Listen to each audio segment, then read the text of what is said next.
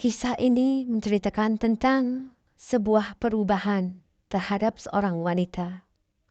Ketika Lia tahu bahwa ia hamil anak pertama, ia merasa hidupnya lengkap. Ia dan suaminya Ardi sudah menanti momen ini selama 2 tahun pernikahan mereka.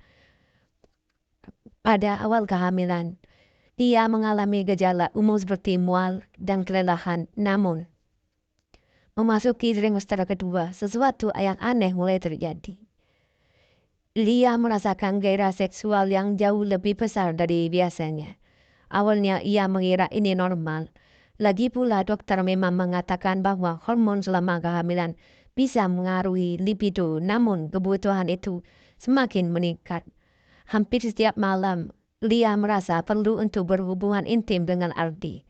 Bahkan di siang hari, pikirnya sering dipenuhi keinginan yang sama.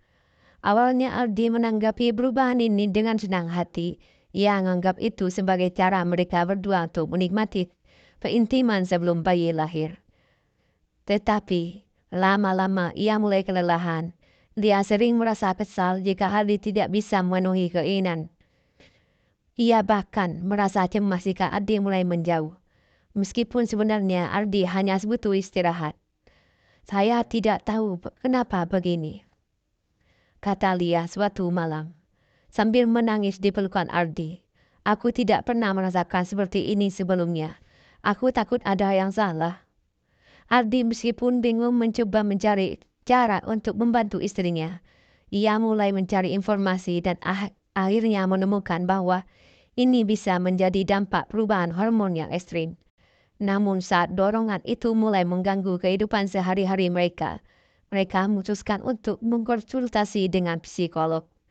Psikolog yang mereka temui menjelaskan bahwa perubahan yang dialami sebenarnya bisa dimaklumi, tetapi juga bisa diperburuk oleh stres atau rasa cemas yang terpendam. Dia akhirnya menyadari bahwa tanpa disadari ia menggunakan keintiman sebagai cara untuk menenangkan dirinya dari kekhawatiran tentang kehamilan dan tanggung jawab sebagai ibu. Dengan bantuan terapi dan komunikasi yang lebih baik, Lia dan Adi mulai menemukan keseimbangan. Mereka belajar cara lain untuk menjaga kesehatan tanpa selalu bergantung pada hubungan fisik. Lia juga belajar mengelola emosinya dengan cara yang lebih sehat. Ketika bayi mereka lahir, hubungan mereka justru lebih kuat dari sebelumnya. Pengalaman ini mengajarkan mereka tentang pentingnya saling mendukung memahami dan tidak takut mencari bantuan ketika dibutuhkan. Setelah bayi mereka Aidan lahir, kehidupan Lia dan Adi berubah drastis.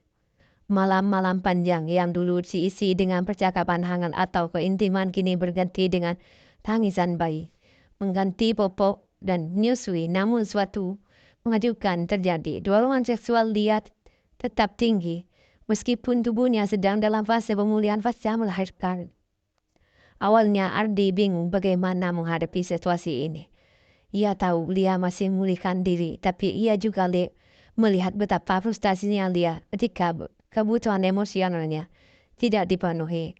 Namun kali ini mereka lebih siap. Berbekal pelajaran dari masa kehamilan, mereka memutuskan untuk menghadapi ini dengan komunikasi dengan lebih baik. Malam pertama setelah melahirkan, sebulan setelah melahirkan, ia mulai mengungkapkan perasaannya berarti. Aku tahu kita punya Aidan sekarang, dan aku harus fokus menjadi ibu, tapi entah kenapa, perasaan itu masih ada, kata Lia dengan nada bersalah. Andi menggenggam tangan istrinya. Itu normal kok. Kita cari cara yang nyaman buat kamu dan aku. Kamu sudah melalui banyak hal, dan aku mau ada di samping kamu. Malam itu mereka memutuskan untuk mengganti keintiman fisik dengan momen emosional.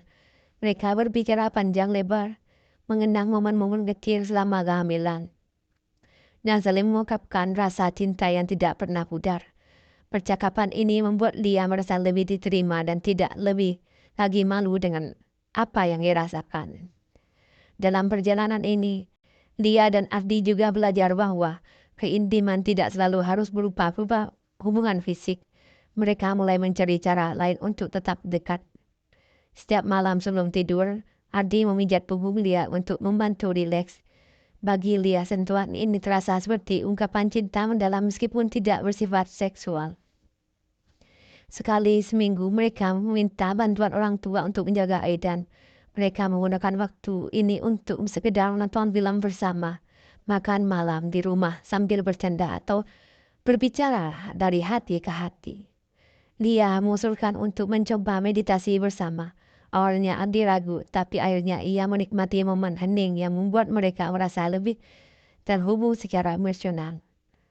Dalam beberapa bulan, Lia juga menyadari pentingnya mengedukasi dirinya tentang perubahan tubuh dan emosinya. Ia mulai membaca buku artikel membahas hormon pasca melahirkan, namun bagaimana libido bisa tetap tinggi karena prolaktin dan oksitosin dalam salah satu sesi terapi mereka.